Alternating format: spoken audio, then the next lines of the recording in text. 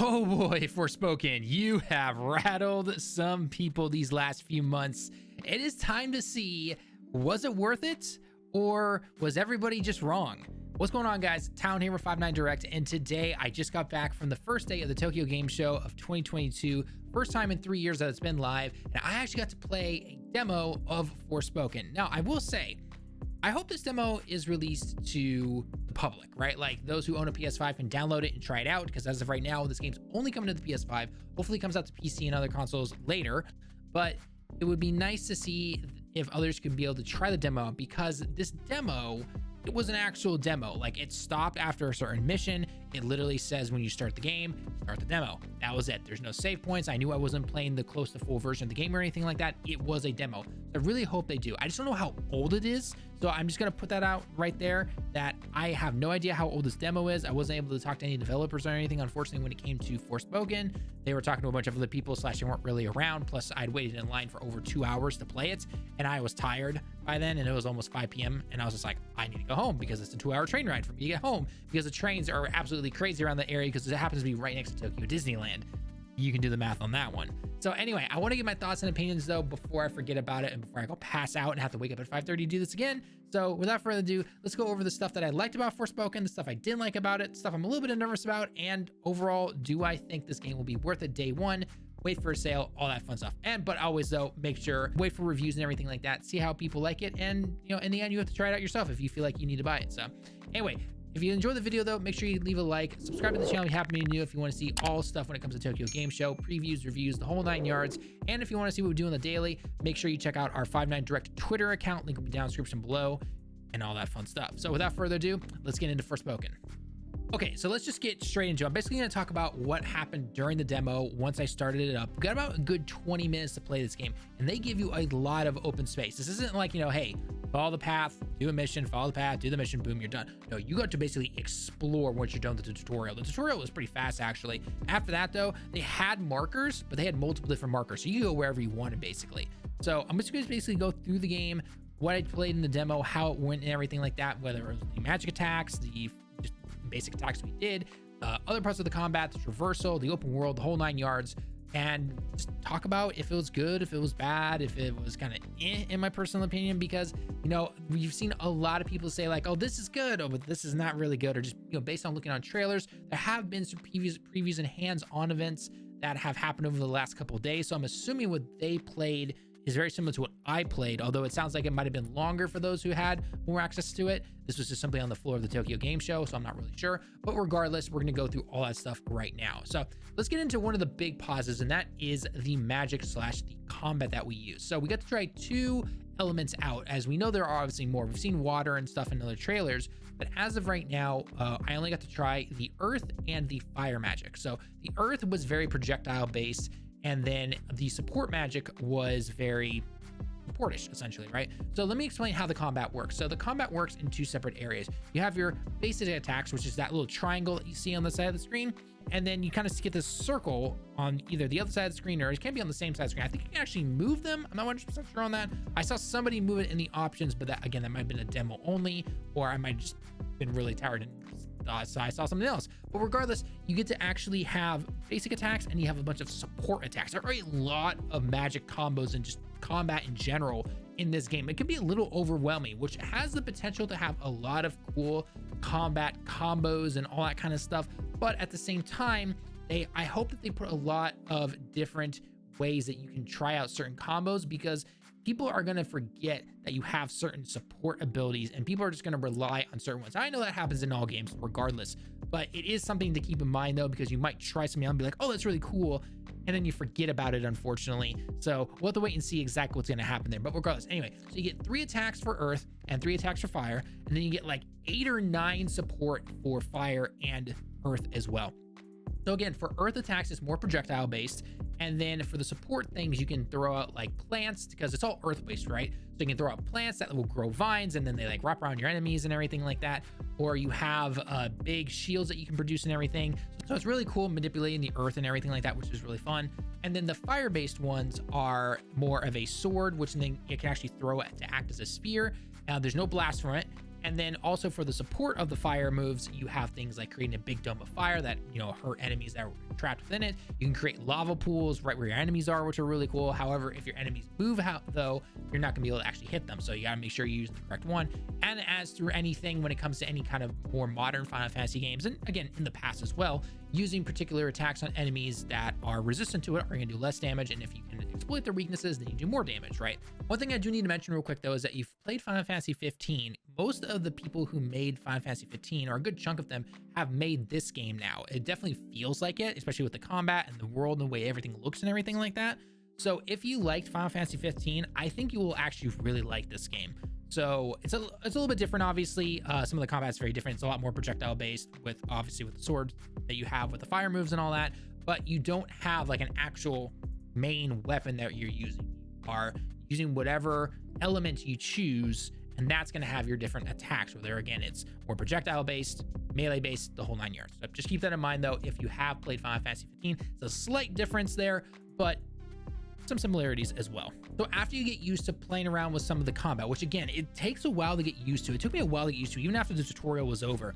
You then just get thrust into what open space that they give you, right? Again, you don't get to explore the whole game here, but again, I had a solid 20 minutes with this demo.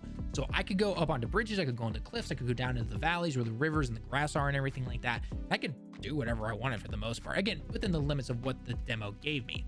So you get to traverse around this world, and what you do is basically hold down the left analog stick to move, and if you hold down circle, it's called magic parkour. So if you ever come across like a crate or a boulder or anything like that, you will do a fancy flip or move around the boulder, and in a very fast movement. Of course, it is limited, at least in the demo that I got to play, because it uses up stamina, which I'm assuming. I don't think it's using up magic, I think it's using up stamina, but I could be wrong. There's this little bar in the bottom left corner that had these like 6 diamond shapes that got used up the more and more I used it. So it recovered over time if you just simply didn't use it. But that is something to keep in mind right there when it comes to traversal and everything like that. So once I got into the open world, it looks really nice. And I think for the most part, everyone has said that, yeah, the open world looks nice. The big question was though, is there stuff to do in there? Now, again, I know I'm playing a demo, so not everything is going to be in there or anything like that. From what I saw personally, they're all kind of right, unfortunately. There's a lot of empty open space in here. And it's weird though, because there were a couple of houses that you could actually go to, and you could go inside and interact and have like a rest system where you could go into the bed and you could rest and you recover your MP and HP and all that kind of stuff. And then I went over and found a couple other houses that were kind of within the same area. It wasn't too far, maybe about a couple of minutes just going north or something like that. And I couldn't even enter the house or anything. So they got these like big houses. I mean, it's like a 2-story house, multiple rooms and everything like that, but you couldn't go inside it for some reason. There's nothing around it either. It was basically just grass, maybe a couple trees to the left or to the right. And that was about it.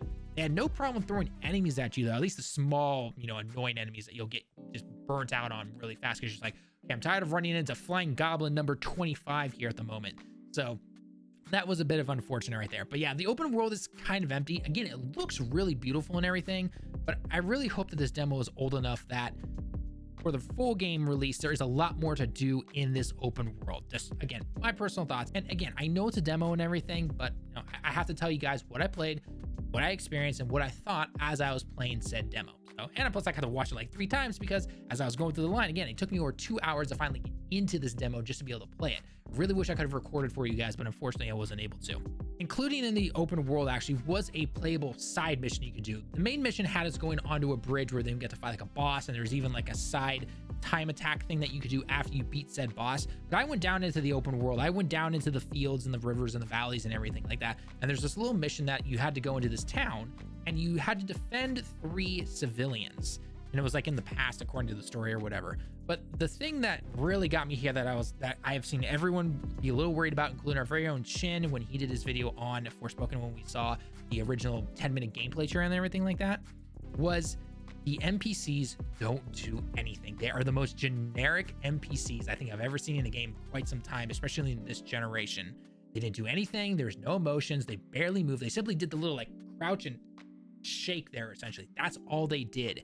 And then you just fought off 3 rounds of enemies and everything like that. So again, I know it's a demo. I know it's only supposed to show off the very basics of the game and everything like that. So I'm hoping the mission variety is a lot more variety to it, essentially, like that. So that's just something I have to tell you guys, though, that everyone's concerned about, you know, like the NPCs and some of the open world stuff. It is there. I definitely experienced it and I definitely noticed it. So again, if this demo is super old though, and it's like over a year old, and they have added a lot more stuff into it, then great. You know, or maybe the game starts like that, but then the more you save it or the more stuff you do throughout the story and everything, more and more things pop up in the world and everything like that. If that's the case, then hey, by all means, that's awesome. I want to be wrong about that, but I have to tell you guys how it was in the moment when I got to try the demo at Tokyo Game Show. Getting back to some of the combat though, again, just like you've seen in the trailers and everything, it is very flashy when it comes to fighting off some of the enemies, which some of the enemies look really cool and really detailed, especially the alligators or crocodiles, not really sure in the game, but then also some of the giant deer and all that. They look really detailed, especially on the PS5. So it looked really nice. It was really fun to try and fight these guys because they would swarm on you half the time, right? So you've got to be switching constantly back and forth between your fire magic and your earth magic. And I'm assuming when the real game comes out that you'll have, you know, ice and water and all this other stuff. But it was cool having to switch back, and that actually forced me to get used to it really fast, which is what I stated before, that I think everyone, after a quick learning curve, you will get used to using the combat and everything. Just I did start to ignore some of the other support, unfortunately, because there's just so much. So, which is not a bad thing by any means, but again, I hope that maybe they force you to use certain supports in the beginning of the game so that people don't forget about them, because otherwise you're going to rely on the same old. I relied on the lava pit and the fire dome whenever I was using the spears and the sword fire magic attacks. And then when I went to the earth, I was using the vines, and then I was using the giant whip that I could use. So those are the only two I was using, yet I had like 6 to 7 others that I could use.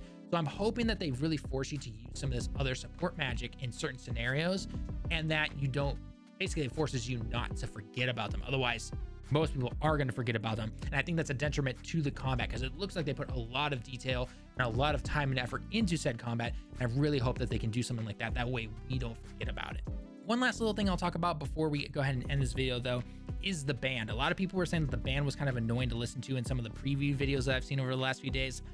They are 100% correct. Even listening to it in Japanese, it was really annoying, especially because I couldn't understand it. I know if you play it in Japanese and maybe you don't understand Japanese for the most part, it's still annoying to always have this band constantly talking, especially in your head. We had a headset that we used. It's gonna always be constantly annoying to have to listen to it and everything like that.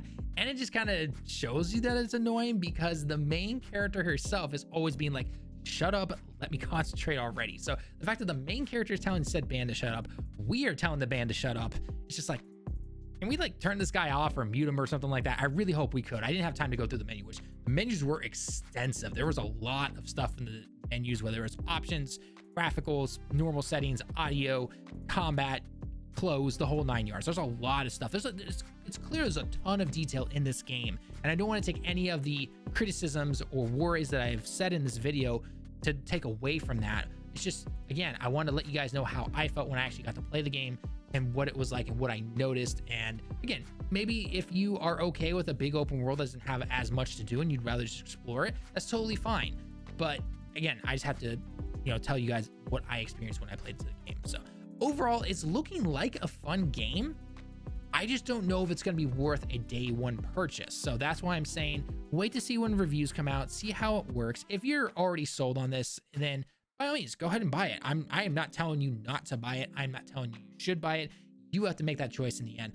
I'm just letting you know some of the stuff that I saw when I played the game and some concerns that I had. So again, we'll be reviewing it here on 5-9 Direct. So if you want to see that review or any more previews that might potentially come out, especially if the demo is released to the public, let us know your thoughts down in the comments if you think you're going to buy this game or what your thoughts on the game are. Subscribe to the channel if you happen to be new, and leave a like for the video. It really does help us out. We are super close to 2,000 subs, guys. Make sure you go ahead and smash that sub button again, though, because it would really help the channel out. Anyway, guys, that's basically all my thoughts, though, when it comes to Forspoken. I did enjoy it, like I said, when it comes to the combat and everything. I'm just worried about the open world stuff. So, again, let me hear your thoughts down below. And until next time, everyone, I'll see you all in the next one. Johnny.